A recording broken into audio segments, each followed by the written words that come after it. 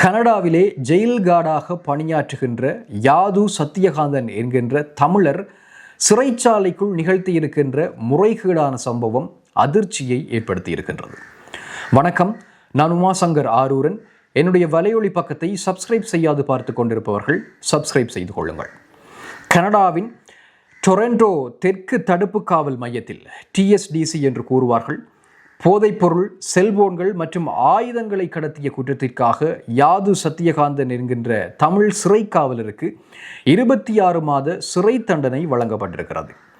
சிறைச்சாலைக்குள் பாதுகாப்பு மற்றும் ஒழுக்கத்தை பேணி பாதுகாக்க வேண்டிய ஒரு அதிகாரியாக இருக்கின்ற இவர் இவ்வாறான சட்டவிரோத செயல்களில் ஈடுபட்டது பெரும் அதிர்ச்சியை ஏற்படுத்தி இருக்கிறது. 2023ஆம் ஆண்டு ஜூன் மாதம் பணியில் சேர்ந்திருக்கின்றார் இந்த யாது சத்தியகாந்தன். மிக குறுகிய காலத்திலேயே இவர் சட்டவிரோத கும்பல்களோடு தொடர்பினை ஏற்படுத்தி இருக்கின்றார்.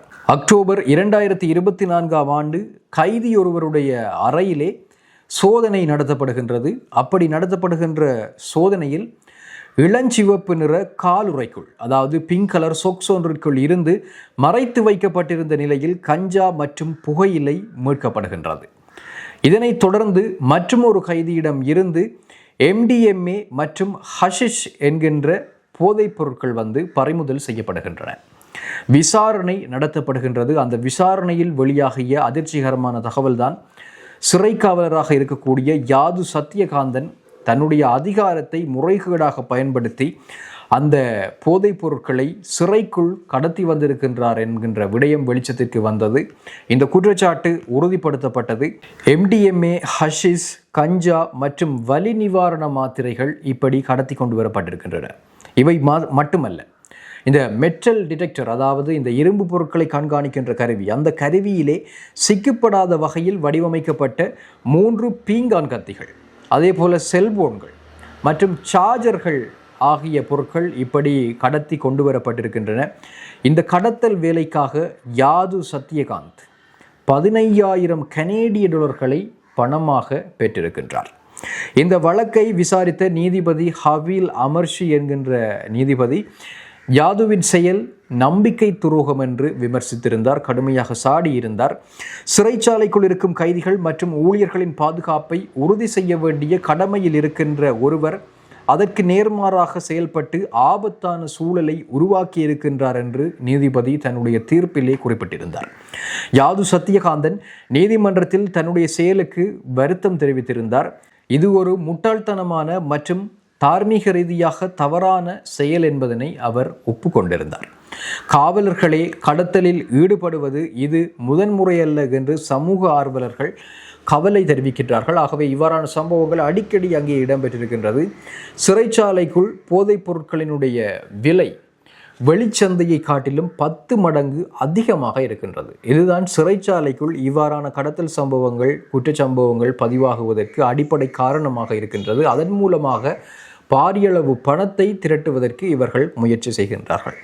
ஒன்டாரியோ தலைமை மரண விசாரணை அதிகாரி குழுவினுடைய அறிக்கையின்படி 2014 முதல் 2021 வரை சிறைச்சாலை காவலிலே நிகழ்ந்திருக்கக்கூடிய மரணங்களில் 40% மரணங்கள் இந்த போதைப் பொருள் மாத்திரையை பயன்படுத்தி அது நஞ்சாக மாறியதன் காரணத்தினால் நிகழ்ந்த மரணங்கள் என்கின்ற விபரத்தை அறியக்கூடியதாக இருக்கின்றது. கனடாவில் ஆண்டுதோறும் 1000 தொடக்கம் 2000 வரையான தடை செய்யப்பட்ட பொருட்கள் சிறைச்சாலைகளிலே பறிமுதல் செய்யப்படுகின்றன.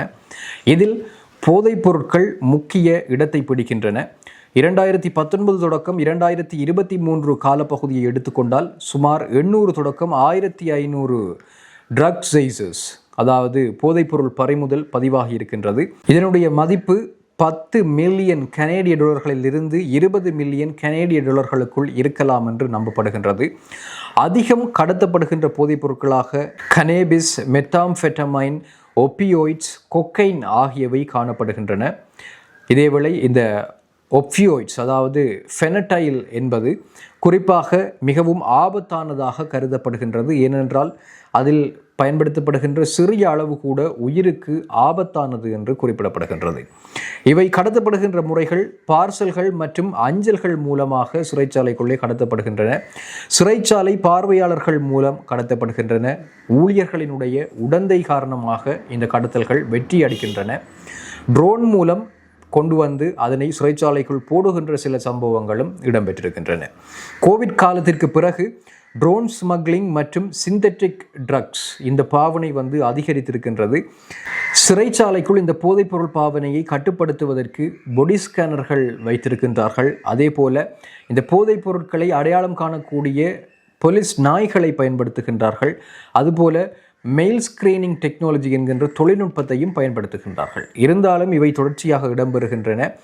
இந்த சம்பவம் எவ்வளவு பாரதூரமானது என்றால், சில சிறைகளிலே இருக்கின்ற 20% தொடக்கம் 40% கைதிகள் பெரும்பாலும் போதைப்பொருள் பயன்பாட்டிற்கு உட்படுத்தப்பட்டவர்கள் என்பதுதான் அந்த பாரதூரமான விடயமாக இருக்கின்றது.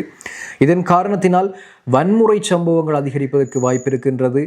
ஓவர்டோஸ் மரணங்கள் சிறைச்சாலையிலே நிகழ்கின்ற வாய்ப்பு இருக்கின்றது. அதே போல கேங் ஆக்டிவிட்டி, கும்பலாக செயல்படுகின்ற வன்முறைகள், கும்பலாக செய்யப்படுகின்ற வன்முறைகள் அதிகரிக்கின்ற வாய்ப்புகள் இருக்கின்றது. நன்றி. இது தொடர்பான உங்களுடைய கருத்துக்களை பதிவிடுங்கள். மற்றும் ஒரு காணொளியில் சந்திக்கலாம்.